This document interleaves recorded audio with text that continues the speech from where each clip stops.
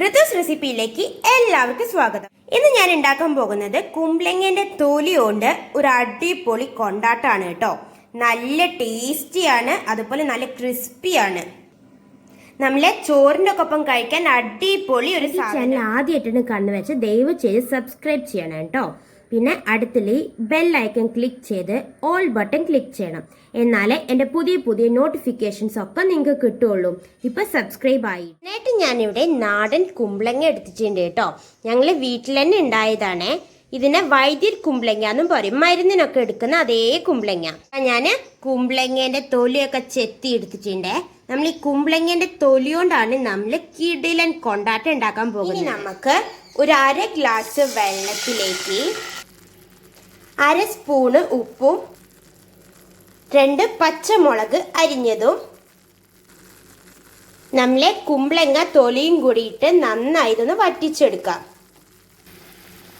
ഇനി നമുക്ക് ഈ വെള്ളം വറ്റോളം ഒന്ന് വേവിച്ചെടുക്കണം കേട്ടോ. വെള്ളമൊക്കെ അപ്പൊ നന്നായി വറ്റി വന്നിട്ടുണ്ട് കേട്ടോ. ഇനി നമുക്കിതൊരു പാത്രത്തിലേക്ക് മാറ്റി വെച്ച് നല്ല വെയിലത്ത് ഒന്ന് ഉണക്കിയെടുക്കണം കേട്ടോ.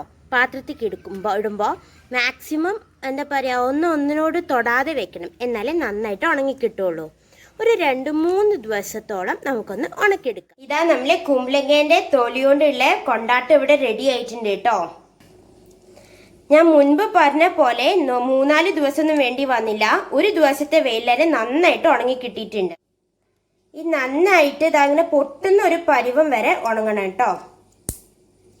ഇതാ ഇതുപോലെ പൊട്ടുന്ന പരുവം വരെ ഉണങ്ങണം. ഇനി നമുക്ക് ചൂട് വെളിച്ചെണ്ണയിലിട്ടിട്ട് കൊണ്ടാട്ടം ഫ്രൈ ചെയ്തെടുക്കാം. ഇതാ ഇപ്പൊ നമ്മൾ നന്നായിട്ട് വറുത്തെടുത്തിട്ടുണ്ടേ. ഇത് പെട്ടെന്ന് കരിഞ്ഞു പോവും. അതുകൊണ്ട് ഈ ഒരു കളർ ആവുമ്പോ നമ്മൾ എടുക്കണം. ഇത് നല്ല നൈസ് അല്ലേ, അതുകൊണ്ടാണ് പെട്ടെന്ന് കരിഞ്ഞു പോകുന്നത് കേട്ടോ. അപ്പൊ പെട്ടെന്ന് എടുക്കണേ. ഇതാ നമ്മളെ കുമ്പളങ്ങന്റെ തോലുകൊണ്ട് ഉണ്ടാക്കിയ കൊണ്ടാട്ടം ഇവിടെ റെഡി ആയിട്ടുണ്ട്.